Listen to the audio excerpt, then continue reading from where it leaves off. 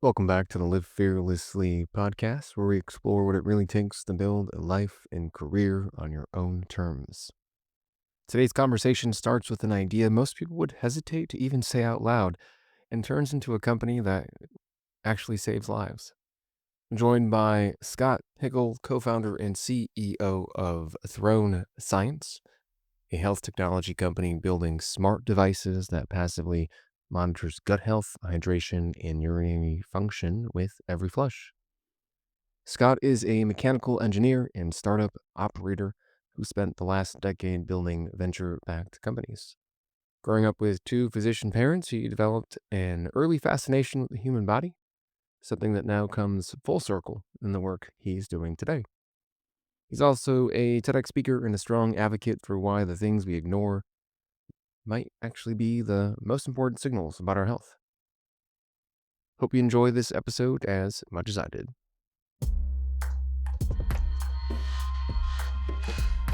Welcome to the Live Fearlessly podcast. I'm your host, Dr. Benjamin Ritter, and it's time to get fearless.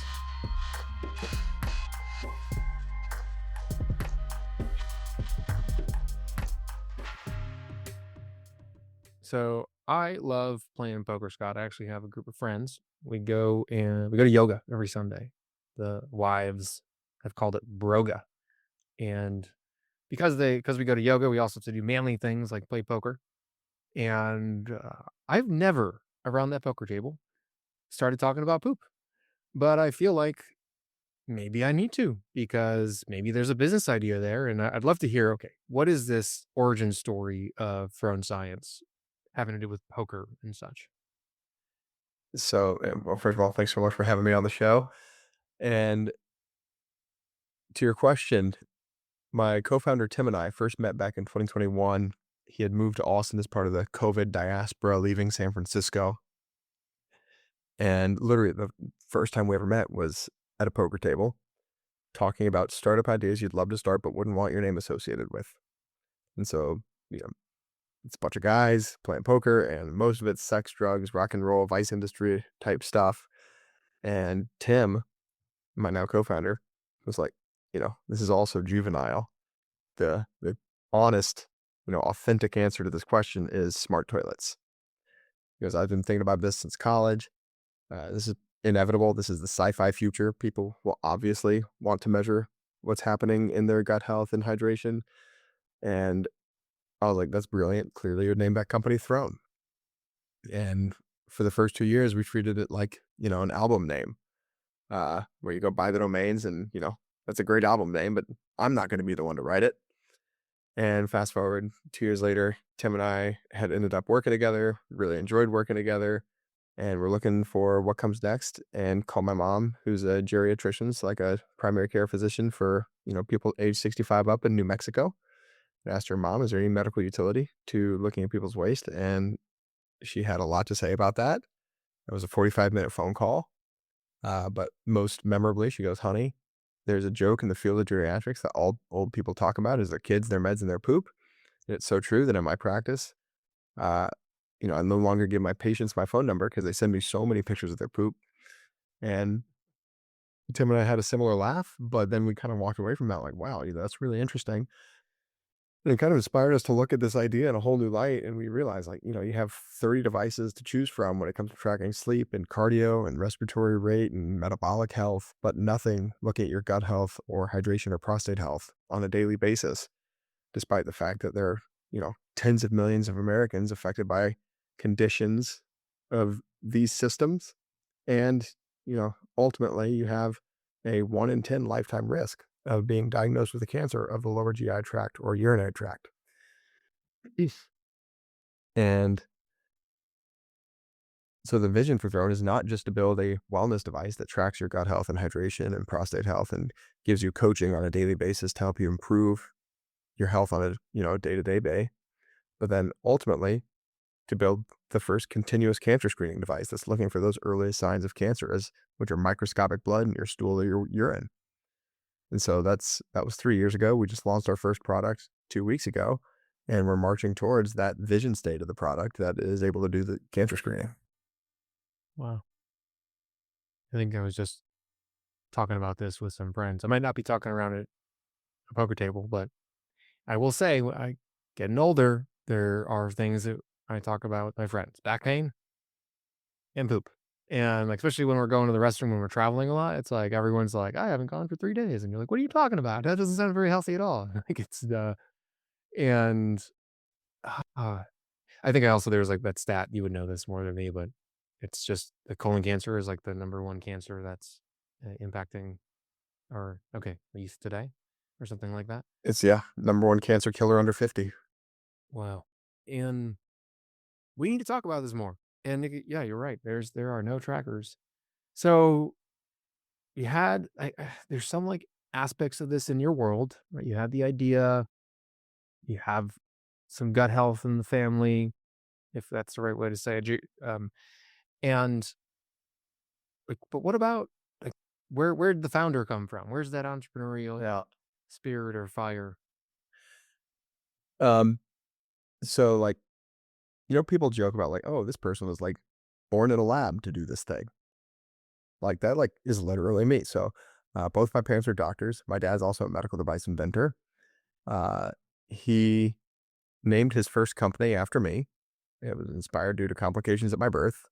That's when he first started doing medical devices. It's called Scott Laboratories. It's still around today, 32 years later.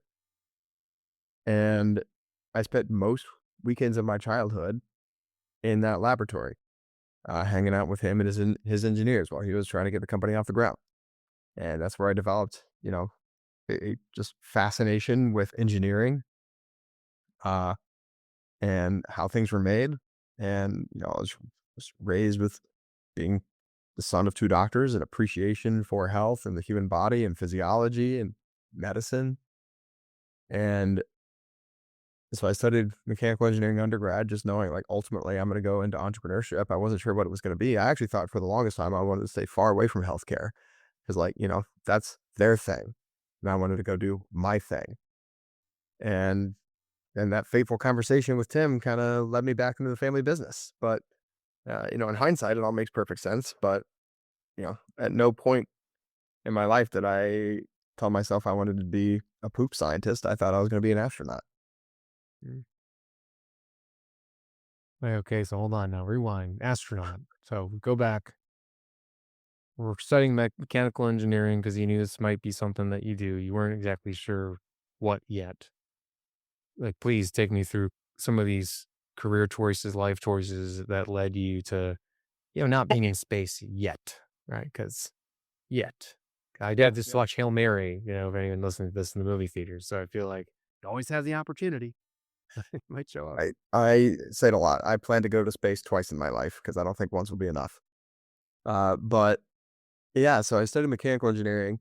I did a summer at SpaceX going into my senior year, and that was an amazing summer. Learned a lot about myself, which is most significantly that I did not want to be an aerospace engineer for a career. I really loved my time at SpaceX. I love the people I was working with. I love the problems we were working on. The only problem with it that I saw was that it was a fairly predictable career path. Like, it's a 4,000 person company. Any company you join that's that big has a pretty clear hierarchy. And you're, engineer one, engineer two, junior engineering manager, junior, senior engineering manager. And I wanted to do something that was more fast paced and more entrepreneurial. And that same summer, I spent a lot of time in San Francisco, uh, and got exposed to, you know, SF style entrepreneurship and got to see what a real startup was and, like just how quickly things moved felt much more my speed. And everyone's very passionate about what they're doing. They're working long hours. They're, just very smart.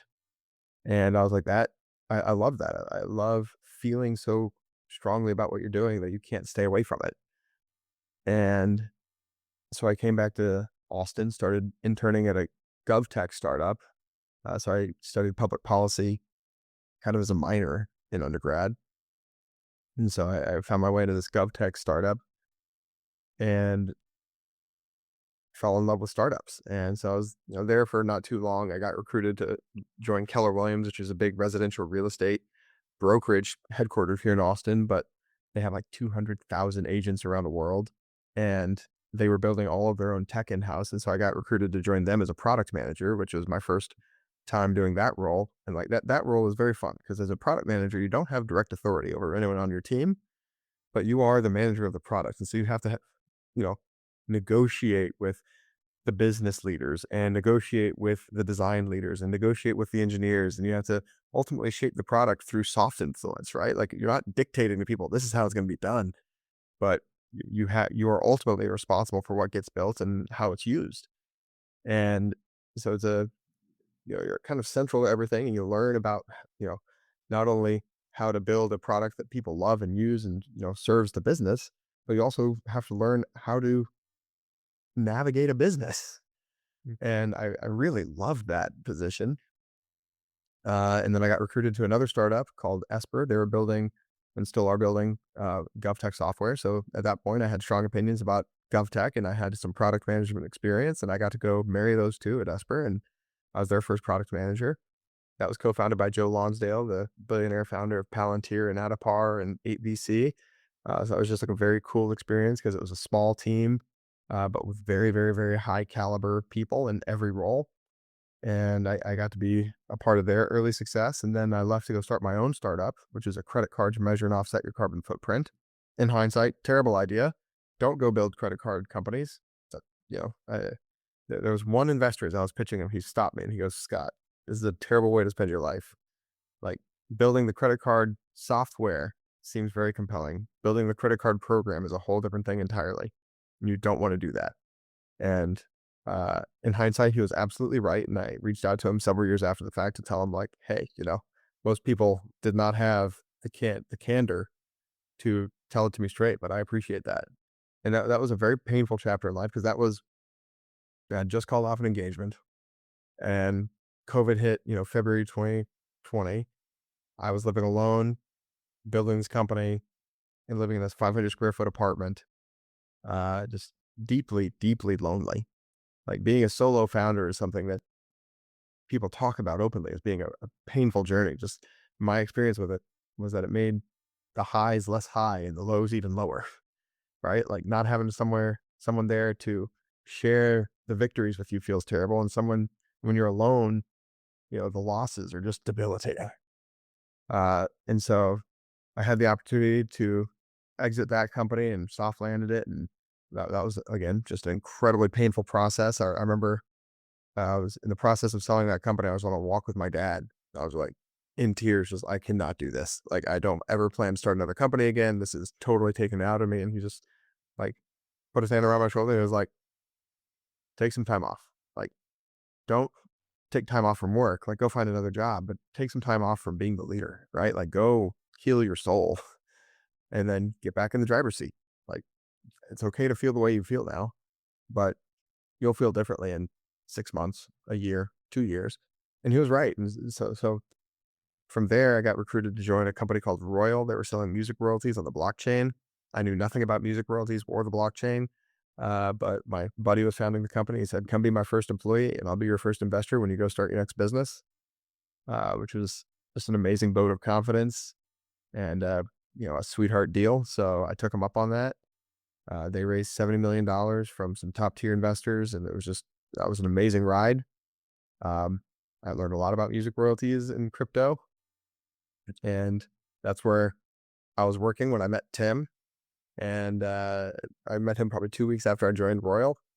We had that poker game. I recruited him to join me at Royal, and the rest is history.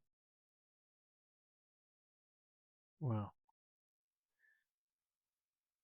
I want to maybe go touch on that painful moment, but I think the thing that stands out to me the most, other than like this idea of building again, like closing the chapter and building again, is the fact that you were able to, like, the connections and the community that you must have had from the things that you've shared.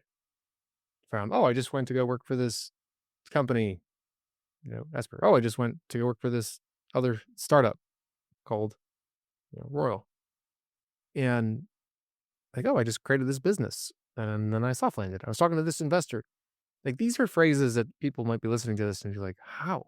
Like, where did that come from, Scott?" It's that's not exactly maybe it's more normal in Austin, right? We're running around the lake path and we're like, "Oh, you're a founder, you're a founder, you're an investor." It's but it's not exactly, like, it's super unique. So how did you create this? It sounds like even, early on. Yeah, it's a good question, and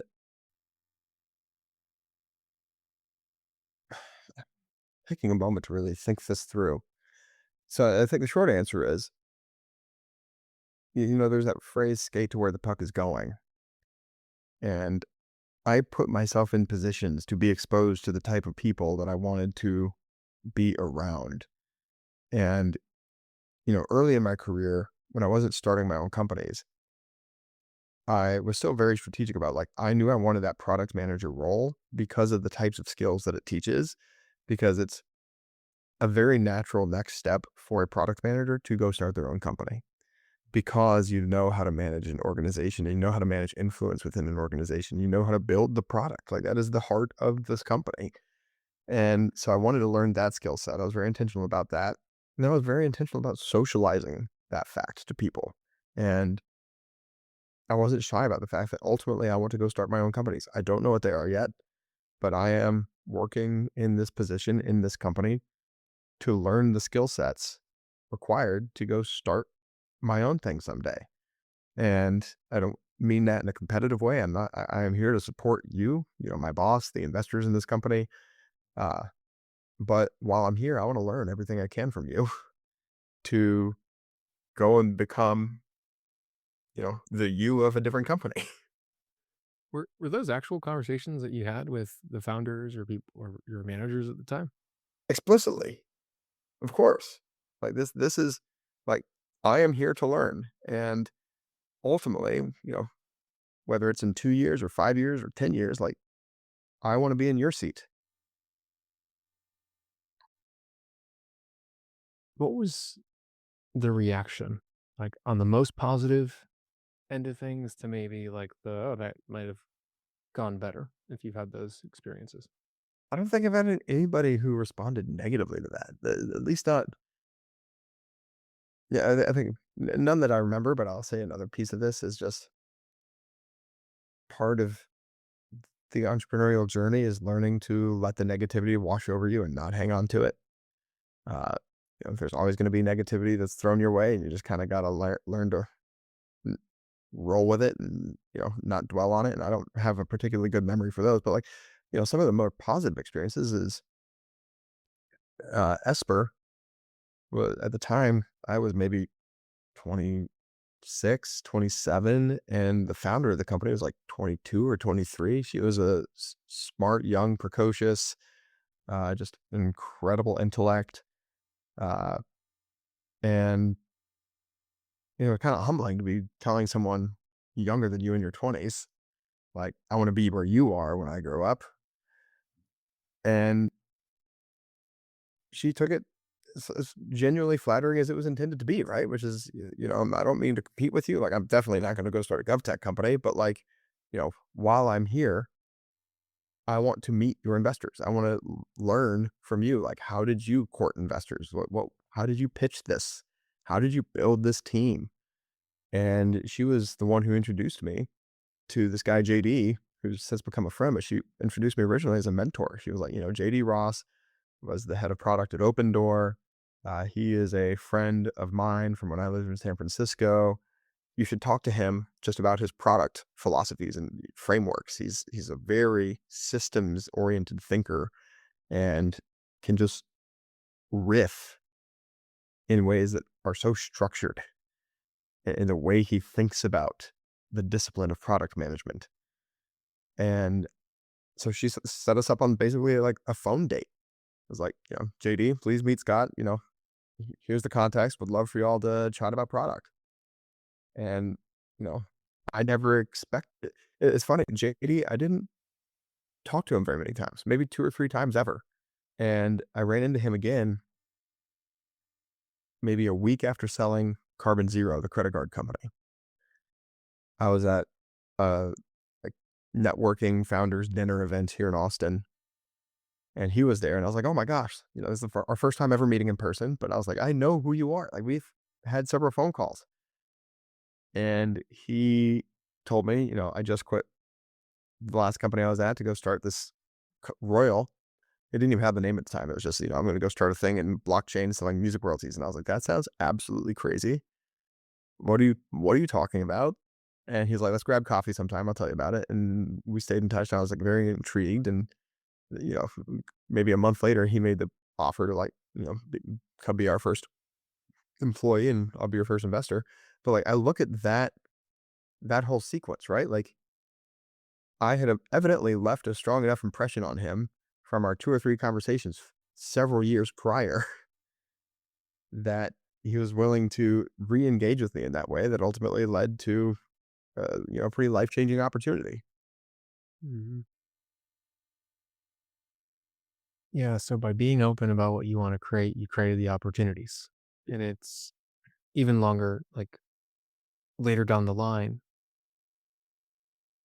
In reflection, can you pin any specific type of behavior or approach that might have led to his openness? Yeah, man.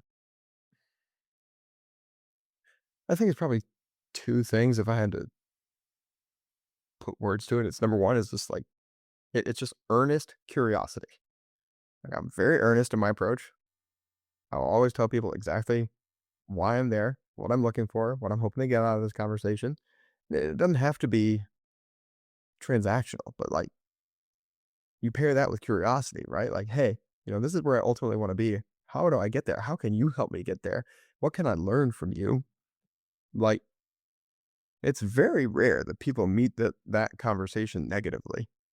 Mhm. And then the other piece of it, I'll say too, is enthusiasm. I have one of my best friends has a phrase he says all the time, which is enthusiasm is the language of the universe. I believe in that completely in my soul. People sense enthusiasm. It's infectious. And so when you approach something, you're earnest, you're curious, and you're enthusiastic. That's that has served me well.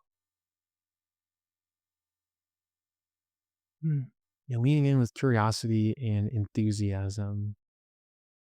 I mean, you're making an impact on the people around you. And to be curious, you have to be present. To be enthusiastic, you're probably creating an energy that is going to be remembered. And then when the time comes where you run into somebody again, uh, they'll remember you. And not just that, it sounds like you're open about the fact that you want to create, that you want to build, that you have this innate need to be an innovator, be an entrepreneur.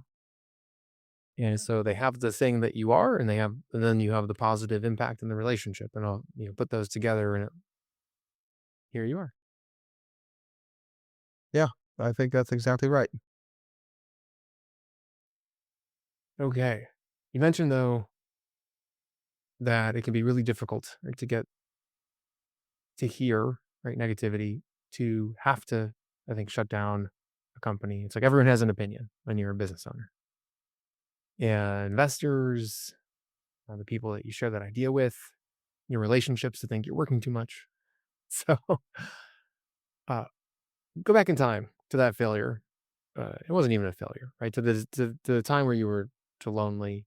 It was kind of like the end of a lot of chapters to a lot of people, and you didn't really have probably that community that you built so long to around you, especially because of COVID. What was the guiding light in that environment and situation that kind of kept you going, that allowed you to be enthusiastic if even you were able to at the time?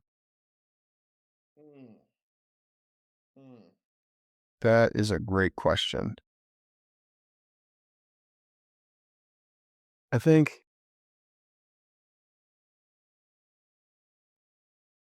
it was like number 1, I was guided by this unwavering belief that like everything is going to be okay. And I remember having a conversation with a friend years after the fact. He's a former NFL coach, friend of a friend I met. He's from my hometown, actually, Lubbock, Texas. And he famously got I guess not famously, but just like as an NFL coach, anytime you get fired, that's obviously like front page headline news and, a pretty traumatic event to go through personally. And that happened to him. And one time literally the first time we ever met actually is that he and I ended up sitting out on the back patio while everyone else was inside. And I was just kind of telling him, this is maybe a year after everything had gone down. And I was telling him a bit of my story. He was like, man, you know, uh, the day after I got fired, I got a text from, oh gosh, who was it?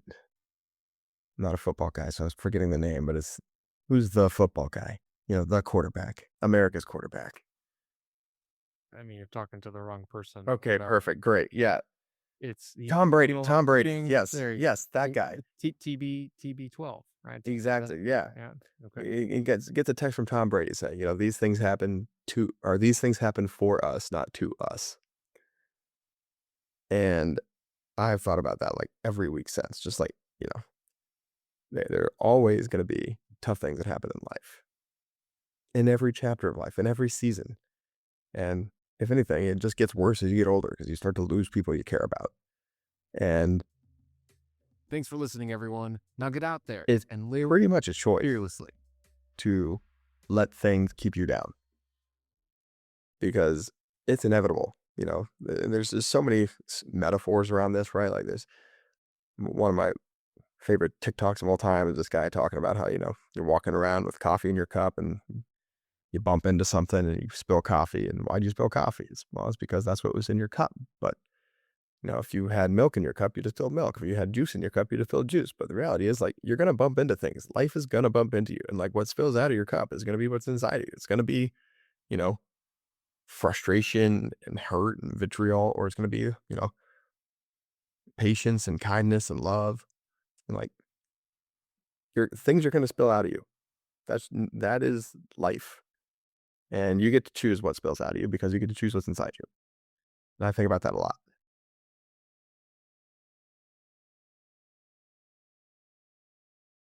I want to build on this because I know it's a little bit outside of the meaning, but that's beautiful. I'm going to spill out love, kindness, joy, optimism, positivity if I am filled with that. That's beautiful.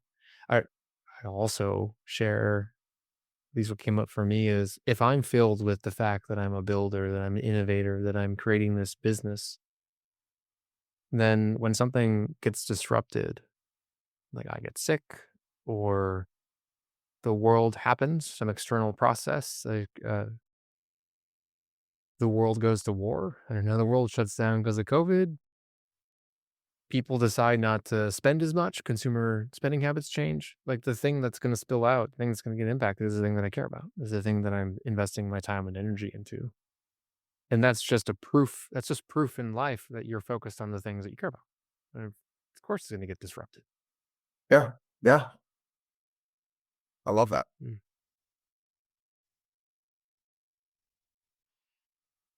I've been saying recently, like I wake up and I have these quotes on the board that I want to remember. And one of them is imagine that love radiates from you like a light from a bonfire. And I have that up there because this idea of if I'm constantly radiating love, then what people feel from me is love. And even no matter what happens to me, I'm still the person that's like leaking love, right? So it's what you just shared, Scott, really resonates with me. Doesn't change the fact that sometimes things hurt. Oh, of course not. Like, you're gonna spill things out, right? Like it's Yeah. it's Yeah. how you show up when you're hurt is maybe like the most important like definition of who you are as a person. Hmm. So what's next, Scott? What's on your agenda of living life fearlessly and tackling the obstacles and opportunities that show up? There's a lot next. So we just launched the company. I am very excited about that. It's amazing to see a product I've worked on for 3 years and like obsessed over. like being used out in the world and people are understanding it and it's become a part of their daily routine. Like that's amazing to me, right? Like it's really incredible. Like half of our users check the app 5 days a week. Like that's Wow. awesome. So, the way I describe, my mission with Throne is like there's a small bubble of believers. And now my only mission in the world is just to grow that bubble until the whole world's inside that bubble. And so that's really my work focus over the next, you know, 2 years is educate the world on why tracking your gut health, why tracking hydration, why tracking your prostate health is important and can help you. And a lot of that's going to come down to telling amazing stories. We've got users writing in, sharing all these incredible things that they're learning about themselves. A lot of it's going to come down to educating around the science and the physiology of, when you see these things changing and you make these changes in your diet and your lifestyle, these are the outcomes that you can expect. And then the next big thing is, we want to launch the future version of the product that is the smoke detector for colon cancer, bladder cancer, kidney cancer. That's probably 2 years out. But we're actively working on that. What we see in the lab right now is incredibly compelling and exciting, and we know we have line of sight to making a meaningful product that will not only improve people's health but one day save lives. Mm. And then personally, I've got a wonderful girlfriend, and next step is to make her a wonderful fiance and then a wonderful wife. Yeah, should she not listen to this? Should we hide this recording from her? No, she knows what's coming. Okay. I'm not exactly shy about my intentions with her. Awesome. It's like, if you didn't know, you know now. Okay. Beautiful. That is an inspiring vision, and also highlights that there's an importance to being future focused. It's not what I created now, it's what we're building towards creating next. And having that intentionality, especially even in your personal life, in your relationships, creates opportunity. And so I appreciate you sharing that intentionality in your journey with us today. And if you think about the fact that there are people listening to this that are probably going to be inspired by your journey, what is something that you want them to remember? Hmm. I think one of my favorite lines I've heard in the last year is a friend of mine told me entrepreneurship is a exercise in spiritual development and self-growth masquerading as a money-making opportunity. And that is so incredibly true. There's so much of this journey is becoming the type of person who can do the impossible things that you're confronted with on a regular basis. And the person I was 5 years ago could not have done the things that I do on a daily basis now. Mhm. And anytime I think to myself, like, I can't do it, you know, the next word is yet. Mhm. Yeah, if you want to do something, all you have to do is just wait. I mean, not wait in terms of not taking action, but wait for the thing to happen. If you're actually doing the things, that was a confusing statement. Basically, though, it's if you believe enough in something and you take enough action to create it, eventually you're going to get there. It's just like, think about the momentum and energy you put behind something. It doesn't matter how many times it doesn't work out. Eventually, you're gonna hit the ball. Yeah. So, where can people find out more about Thorn Science? Thorn Science. Yeah. So check out our website, thronescience.com. Check out our social medias. It's all just at Throne Science. And then I'm at Scott Hickle. Uh, you know, and then if you ever have any questions, like I'm one DM away. I love talking about this with people. And please don't send him pictures of your poop. And please don't. Okay. Well, thanks for your time, Scott. It's been a pleasure. Thanks so much for We'll having me. talk today. You as well. Cheers. Thanks for listening, everyone. Now get out there and live fearlessly.